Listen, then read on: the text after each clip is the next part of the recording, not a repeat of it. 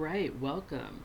The purpose of this is to dig into something that makes people feel a little uneasy, and it's research. I really want to shift your perspective on this. It's not about stats, it's not about jargon. It's about staying ethical, effective, and grounded in reality as a counselor or a future counselor. And so, what we're going to talk about is how research connects directly to your work with clients. So, it really is our obligation, ethically speaking. Um, I know the word research can feel distant, like it lives over in grad school land or PhD people who write articles and collect data, but it's what we do with that data after it's been sent out and dispersed as a part of the scientific method. The truth is, if we're not informed by the research, we're not practicing ethically, and that's a non negotiable full stop statement.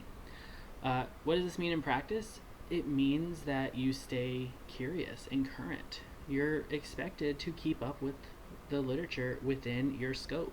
That doesn't mean seeing every single article that comes out, but it does mean knowing enough to find the articles you need to find and knowing what is considered best practice in your scope of focus. It also means that we have to be able to apply a critical lens. Not every shiny new intervention in the mainstream is a good one. Not everything we were taught 10 years ago still holds up as we get new research. We know from the research that we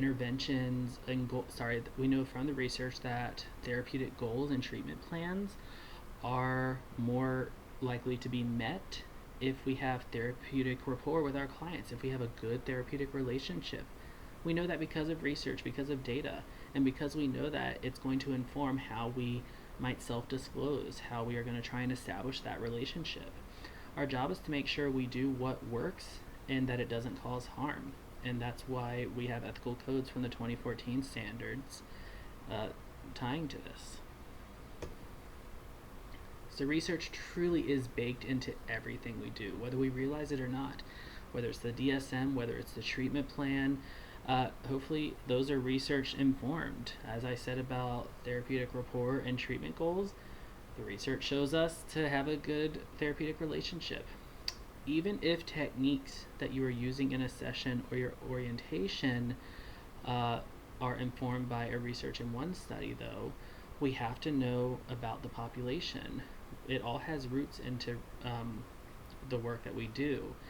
Who is this working for? What are we doing with this information? And it's really important that we understand our clients in order to make sure what we are practicing fits with them. Not every treatment works with every set of symptoms and with every set of person. And we can't know how to meaningfully apply it if we aren't having a critical lens and able to apply and understand the research that comes out about it. It also comes up when we're thinking about psychoeducation. So clients are going to ask questions, and they should. They are human beings that have autonomy over their health care. But when they ask you things like, well, why are you doing that? Or does this even work? You need to be able to send them to the right places or bring up things that can give a foundation and a justification to what you're trying to share with them or explain to them. Maybe you have a client that has come in, they saw something on a social media platform, and they have done some self-diagnosis. How do you combat that when you need to? So being able to say, here's the research and here's what it says is also going to build trust and that rapport. It protects your client and you as well, and it will give some confidence to what you're doing and showing that it's not just trendy. A really good activity that you could do to think about this is you see these bullets here. You could pause the video here for a second. I'll stop talking for a couple of seconds so you can do that if you want. And connect ethical codes to these different bullets, because I think it's really crucial that we are remembering that it is our ethical responsibility to be evidence-based, evidence-informed, and applying best practices. So take a second and pause and just take these quotes and bullets in for a second.